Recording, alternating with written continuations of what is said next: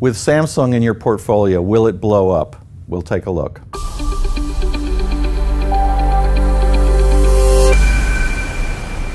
If you've been on a plane lately, as I have, you know that moment comes when the stewardess or maybe one of the pilots says, if you have a Samsung product on you, notably the Samsung 7, either you can make the flight or the phone can make the flight, but not both of you, because then there's been the risk of fire with these phones. It's not a laughing matter. It's serious, especially if the plane is at 35,000 feet. The point is, Samsung is one of the industry giants in technology, a company worth more than $200 billion, had a marketing disaster with its Samsung 7. And in that time, the stock cratered, lost about 10%. Look, we can see it right over here. The stock kind of, dropped precipitously. At the same time, Samsung is such a big company, such an important company, such a successful company, that it's recovered from that. Here, you can see here, this is in Korean won, but you can see that the market has discounted and gotten over these exploding phones. Yes, they'll recall them. Yes, the hope is that they'll find a solution with the batteries. And then the question for you is that the kind of company that you want in your portfolio? Could well be.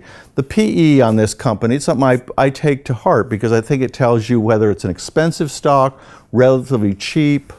And in this case, the PE is about 16. Is that, for a company like Samsung, not bad? 200 billion is a serious number for owning a stock in a technology company. The point I want to leave you here on this week's episode of The Investment Advisor, if Samsung is a lot more than a phone company. If it was just a phone company, I'd be saying, no, you don't want to own the phone and you don't want to own the stock. The point is, it could recall all those phones, have losses in one day of more than $10 billion when its stock came down last fall. At the same time, it's come back. Why? Because it's not really just a phone company. It's a lot more than that. It's a technology company. It's IT. In many ways, it's corporate Inc. in Korea, not just for phones, but for big screen technology and many other products. Now, are those products all going to come online at the same time? Will they be as well received as some of the known products? I think they will.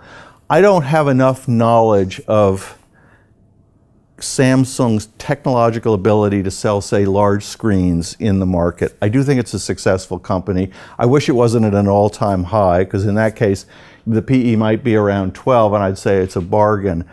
But I think for sure, a company that can absorb the losses that it did with its Samsung 7, not only deal with the problem technologically, but also deal with it in a market sense, move ahead, keep generating profits, is worth serious consideration for your portfolio. At this price, these are in won, and you might buy the ADRs denominated in another currency.